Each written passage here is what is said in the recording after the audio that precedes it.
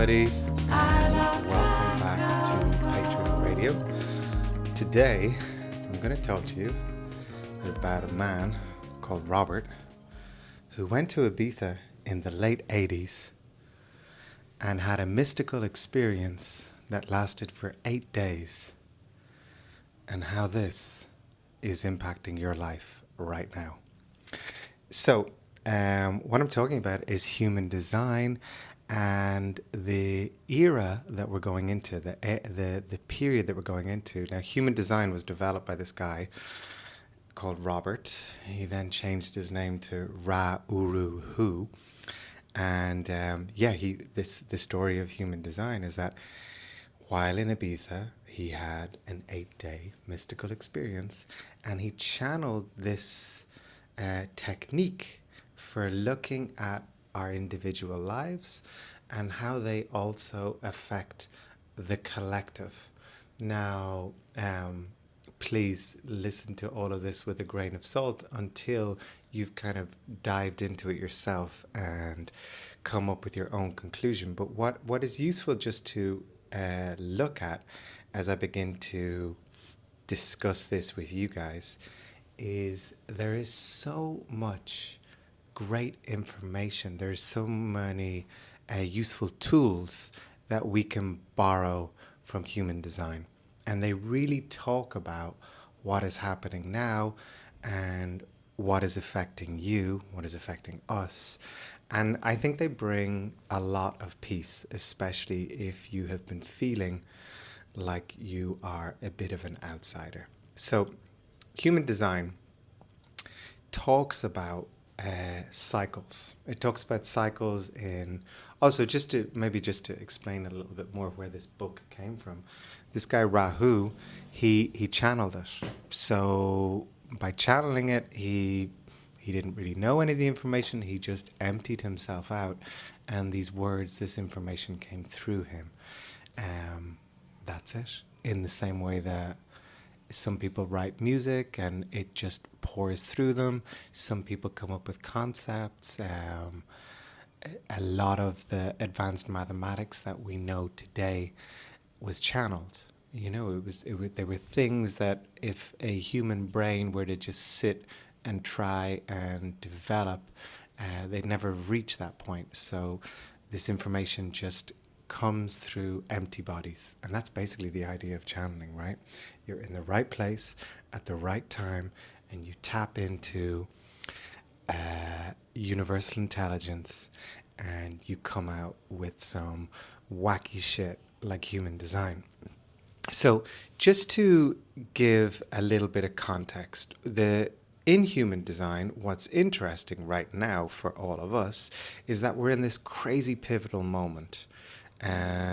2027 is a big moment in the world of human design, and that's because we're going from one cycle to another. I've spoken about this in earlier podcasts, but let me just break it down a little bit again. So we're going from one cycle called the Cross of Planning to another cycle called the Cross of the Sleeping Phoenix. Now, if you're feeling, you might already, as I begin to just mention these titles, you might already get a sense of, oh, I can feel some of this change coming on. So what we can look at, just to give it a sort of a briefer explanation of these cycles, the Cross of Planning has basically been a period from 1615 to 2027, where the emphasis was on the tribe. So family, shared religions, governments, institutions, collective organizations. It was all about establishing safety and stability through collective organization, cooperation, external support systems. You know, so you depend on others. We all depend on each other to do things for ourselves. I think like the Cross of Planning has really kind of reached its apotheosis now when you look at, say, somewhere like a lot of quote unquote Western world, where we don't really know how to do things anymore. You know, everything we is dependent on external support. and to a certain extent some of the internal desires that a lot of us have to be makers again, to be gardeners again, I think is us shaking out of this period, right? And so this is the period that we're moving into, the cross of the sleeping phoenix, and this begins in 2027. I think you can take a lot of these dates with a pinch of salt. It's I I'm not so fixed on time personally, um, and but I think just as you're listening to this, you can probably just go like it's in and around now, right? And so this period, this cross of the sleeping phoenix period, it's going to be a new cycle, and very much it's all about individual empowerment, vitality, and inner truth. So vitality, that's basically your energy, you know?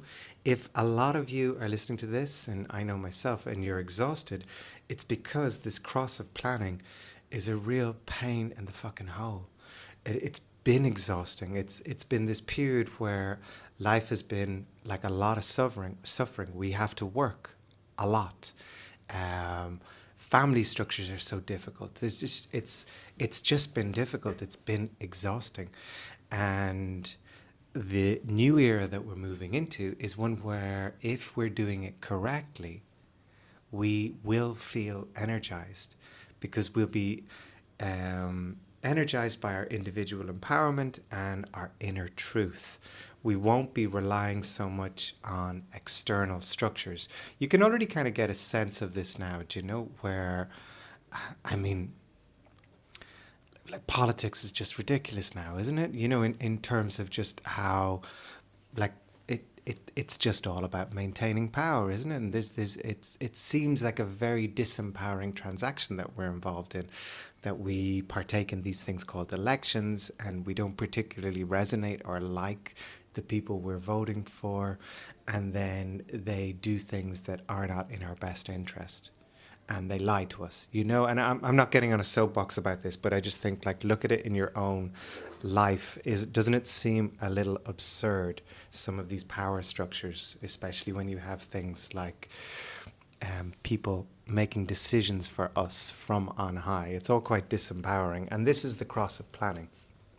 So let me tell you like a little bit more about what the cross of planning is, just so you can kind of get a sense of what we've been in, right? So the cross of planning, I've made a little list here, is sort of institutions and systems. School, talk about that. Think about like the amount of damage that school did to so many of us who just did not fit into that system. How the lessons that we learned in school are still kind of governing our just existence, right? How, you know, like I mean, even when I was a kid, I remember there was poor left-handed kids who were forced to write with their right hand. You know, like I don't think school is as bad as it was then, but this is the kind of institutions that we came from. Like I've like friends who have, and I'm sure you guys listening there, I have friends who have to get up at 6 in the morning to take their kids to school. You know that their kids are commuters, and they're traveling for an hour to get to school and an hour to come back every day. It's exhausting. And these are the institutions. You know, this is the society that we've created. Another institution is hospital. Like my dad passed away about 2 years ago, and I spent a summer with him in hospital. And if ever I needed the encouragement to be healthy and remove all bad habits from my life, it was spending that summer with my dad in hospital in an institution which was designed to give care, but was limited by a need to make profit, which just meant like everyone was being neglected, the doctors, the nurses, and the patients. And it was heartbreaking to see, really heartbreaking to see. And this is what happens in the cross of planning. You know, the same thing that like where school kids, sensitive school kids get put into institutions where they're just bullied and harassed, and they feel neglected and abandoned, and our hospitals too. The other thing that we kind of have had here in the cross of planning is this idea that you just cannot be an individual. You have to fit in. got to belong to the tribe. You got to follow what the tribe says. Um, you cannot be radical. You cannot be different. And if you are radical and different, you better join another tribe. So it was just really it it was a time of massive conformity. Also a time of like massive planning. Like I was just talking to someone yesterday who a client of mine, and they had a situation where they they were dating someone, and this person just kept on making like plans, and she felt really conflicted because it was difficult for her to plan. She really, really wanted to make decisions in the moment. That felt the most natural thing for her. But she was conflicted because she felt that there was something wrong with her, because it was tricky for her to say what she was going to do in 3 weeks' time. I relate to that a lot. I'm very much someone who likes to respond with maybe to most things, because when it comes, I may not want to do it. Someone's saying, "Oh, do you want to like get a coffee in a week's time," or something like that, and then by the time it comes down to getting the coffee, all I want to do is stay in bed or read a book, or I've gone down a little rabbit hole, maybe about Rahu in Ibiza in 1987, and I don't want to get out of the rabbit hole. So in the cross of planning, this was really bad behavior. To change plans, to change your mind, were really considered like negative character traits. They're considered negative character traits because the group was more important than the individual. So by nature, in order to exist in the cross of planning, the period that we're just moving out of, you had to abandon yourself. You had to kind of distance yourself from the feelings, the hunches, the pings inside your body. You had to just go, "Oh, okay, this is what is expected of me." Family was such a big thing in the cross of planning. We really, really listened to our parents, and we did what they say, and they imposed their plan on us, and we followed it, and we were miserable, right? The other thing too that we experienced a lot in cross of planning was this sort of idea that we all have the same morals, and we have to conform to the same morals. It's like, okay, we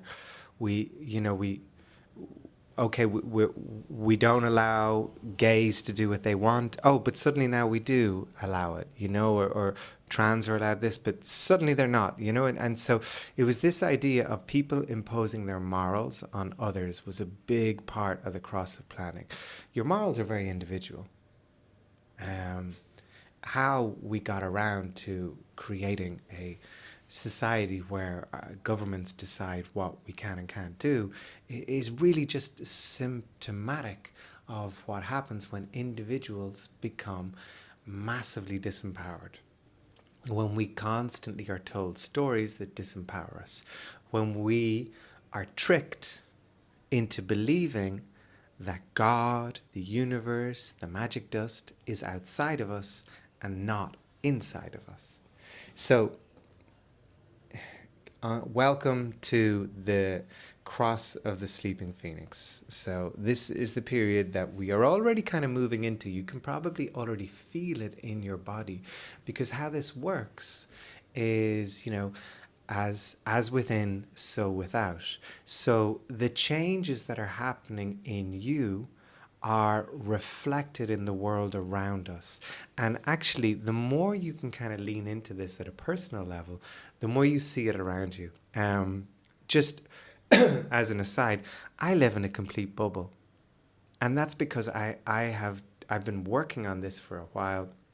I've been working on changing and adapting and kind of accelerating my evolution to the point where the structures of the cross of planning don't really apply to me so much. It's only really whenever I seem to go to airports that I'm like, oh, wow, authority and top-down control and all of this. The rest of the time, kind of energetically, I'm off the grid, honestly. So this is the sleeping phoenix, right? First off, the thing that it's all about is your life force. This is your vitality. So it's all about what you feel. For most of us, right? For most of us, the way we know we're doing the right thing is because we feel good. In the Cross of the Sleeping Phoenix, it's going to be way more normal for us to just feel good all the time. And by feel good, I don't mean like just pure pleasure, but you're going to feel purposeful. I think the big thing with the Cross of Planning is because the individual had to be sacrificed in favor of the collective, it meant that most of us have been doing very unfulfilling work in places that we don't want to be. In the Cross of the Sleeping Phoenix, that's going to become harder and harder and harder. Our frustration is going to grow to the point where it will make us sick or shake us out of the situations we're in. The other thing that's going to help us in this period is just we're moving into a time of emotional honesty. Think about some of the institutions, marriage, and stuff like this. Think of the relationships you've been in.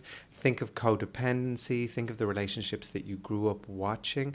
There was an awful lot of, well, I'm not going to rock the boat in order for things to go smoothly. I'm going to suppress certain needs. I'm going to suppress certain wants because the group, and again, the family is a group. The group is more important than the individual. I speak to a lot of people these days who are out of relationships. I think this is a trend. I think a lot of us are going through a period of learning to be single better. Learning to be single, learning to individuate, learning to kind of not always need to be connected to an institution like a relationship or marriage. That's not to say that there's no love around, but just if you think about it, the Cross of Planning, it was so important that you get into a relationship so you could create more kids, because again, the group is more important than the individual. I mean, think about that so much with an Irish example, or even in the United States at the moment, like newborns are more important than their mothers. That's often how it's considered. This is the Cross of Planning. The group is more important than the individual. We need listen to Elon Musk. Jesus, I can't believe I'm talking about Elon Musk on this beautiful, tender podcast. But that idea of like, we need more babies, we need more children, is very Cross of Planning. With the Cross of Sleeping Phoenix, the energy that we're moving into right now, this is becoming less important. What's becoming much more important for us is just our emotional honesty and how much of an individual we can be. And through this, it's just going to be, just to track back, like as an individual, I mean, not that you're alone on your hill, but that you lead yourself. It's a period of self-leadership. Like we're really moving into a time of no more gurus, no more influencers, no more like priests or bosses. You're kind of becoming that to yourself, and you'll have like a number of kind of, what you'd say, like kind of role models. Like I noticed in my own sort of healing journey, I think at one point, maybe 10 years ago, I was very focused on Buddha. And I was like, yes, I aim to live my life as Buddha. And now I think, and Buddha always seemed like a kind of a distant, almost like a deity, like a God figure. And now I notice that all the teachings that I have and all the teachers who I have around me are much realer. And I have actual contact with them, you know what I mean? We tag each other on Instagram and stuff like this, and I reach out to them and so on and so forth.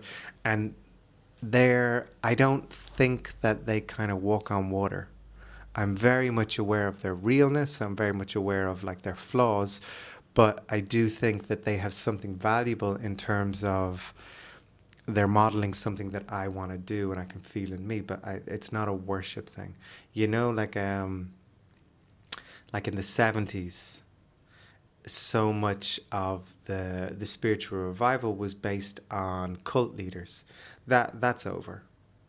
We're gonna you're gonna have like a kind of a collection of different people, and you go, okay, I like to listen to this person, I like to read this person, I still know this person's very human and they're flawed, but that's it. We're not kind of pedestalizing folks anymore, because we're going to grow this really strong sense of self-leadership. um, so just to bring this all back to you a little bit, um, and how this might be affecting you and how you might be feeling, I think it's important to recognize that coming at coming out of the cross of planning and moving into the sleeping phoenix, you're probably going to feel like you don't fit in. If you haven't made the move yet, I think if you're listening to this, the move is coming.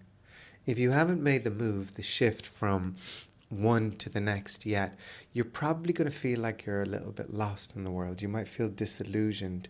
You might just be wondering, like, how the hell did I get here? Look at these decisions I've made. Oh my God. There might be a little bit of that feeling. I know for me, when this really, really kind of hit home for me, it was probably about 5 years ago, and I was in Berlin, and was living in an apartment in a city center where I could hear um, ambulances all the time. All my neighbors were very kind of just there was domestic violence in homes around me. I'd hear shouting, I'd hear kids screaming.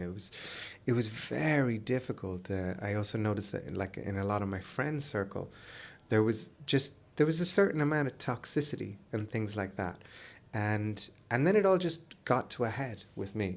I felt so miserable, and I felt so lost, and I felt like I didn't know anyone. And then, through a process of just stepping a little bit back from my life, I created space for new things to come through, for new hunches to come through. And now, yeah, I live down in Spain, and I'm surrounded by people, and I talk to them about things like this, and they get it. So it's sort of, this sort of, I live in a cross of sleeping phoenix world now.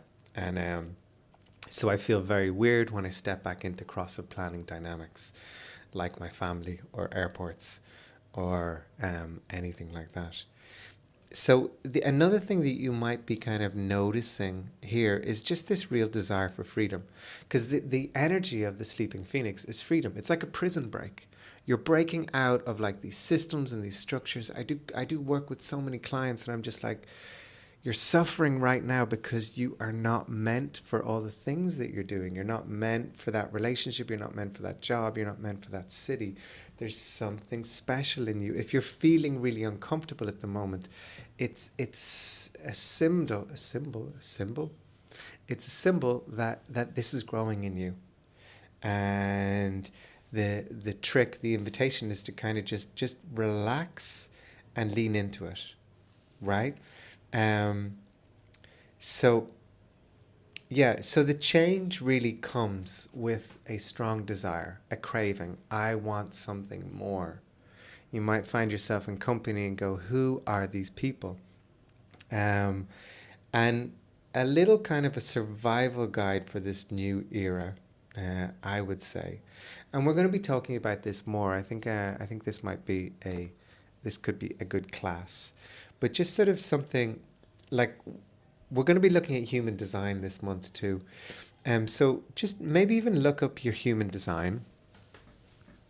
You can just I'm going to put a link beneath this podcast, where you can find out your human design details. All you need, you're going to have to ask your mother for your birth time, and from there you can get it'll tell you where your inner authority is. Isn't that a lovely term? So we're going from this period of outer authorities, my parents, my teachers, the police, the government told me what to do. Now I have an inner authority. That is telling me what to do. So your inner authority will be either your gut or your sacral. You will feel things out. I honestly, you can buy things using your inner authority. You can like buy a secondhand car. Just going off, you can go kick the tires all you want and smell the oil, but you can also go off your inner authority. Be like, how do I feel about this? How do I feel about this? This happens very often with me. I'll something will come up, like a job opportunity. My head will go, yes, yes, do it. This is a great job.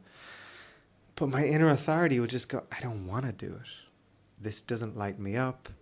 This feels very like a good thing to do in terms of a safe thing to do, but I don't feel it in my body. My inner authority is saying no. And the more you can honor your inner authority, the more you flow through life.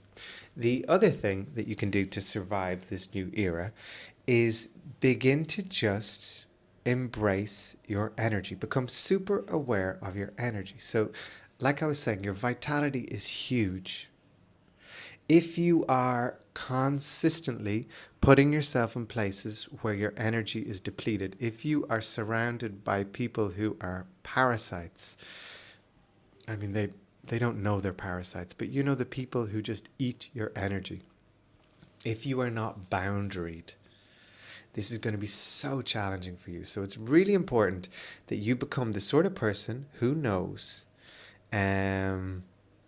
okay, I can't be in this place. I can't go to this place. I can't do this. I'm going home next week and to Ireland. I'll be 10 days there, and I know that I don't always have the smoothest relationship with my mother, so I've created situations so that I won't always be at home. I'll be at home for like a little period and then I'll get away again. I'll be at home for a couple of days and then get away again. So that's how you do it. I'm making sure that my energy is not depleted by being in places that don't feel alive for me. So you can do that too. And you can start to sort of take an energy audit and do just a very simple thing. Go, who drains my energy and who lights me up?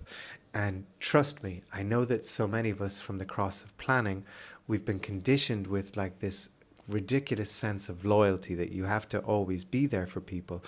But you can also have a life where the majority of the people you meet are emotionally coherent and raise your energy levels and you feel wonderful.